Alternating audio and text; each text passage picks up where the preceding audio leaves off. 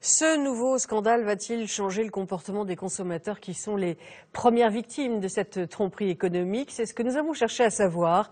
Les motivations de l'achat bio dans l'alimentaire étant la sécurité et la santé, observe-t-on déjà un changement? Laurence Ragon-Bonamy et Denis Bassompierre. Manger vite, d'accord, mais bien manger d'abord. Dans ce restaurant parisien dont la spécialité est le hamburger, priorité à la viande bio. Oh bah c'est mieux, surtout avec le petit scandale là, du cheval. On préfère venir dans des restaurants comme ça.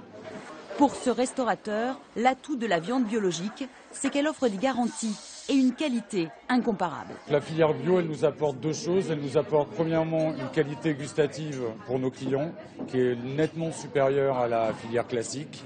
Deuxièmement, on est avec des organismes qui certifient les produits, qui sont des organismes sérieux. En France, on en a aussi, il y a la DGCRF, etc. Et c'est une sécurité pour le client, en fait. Dans les supermarchés bio, depuis qu'a éclaté l'affaire des lasagnes, on ne peut pas franchement parler d'affluence supplémentaire. La gérante de cette enseigne constate que les consommateurs se posent quand même de plus en plus de questions.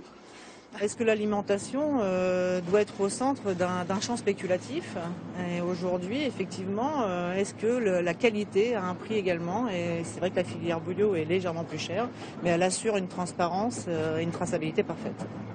Et même si les produits bio sont environ 30% plus chers, pour le consommateur, c'est d'abord une question de choix. On achète moins. Moi, j'achète beaucoup moins ici que si j'allais dans une grande surface. Mordre dans une pomme qui est bio, c'est pas pareil que de mordre dans une pomme qui n'est pas bio. C'est simple.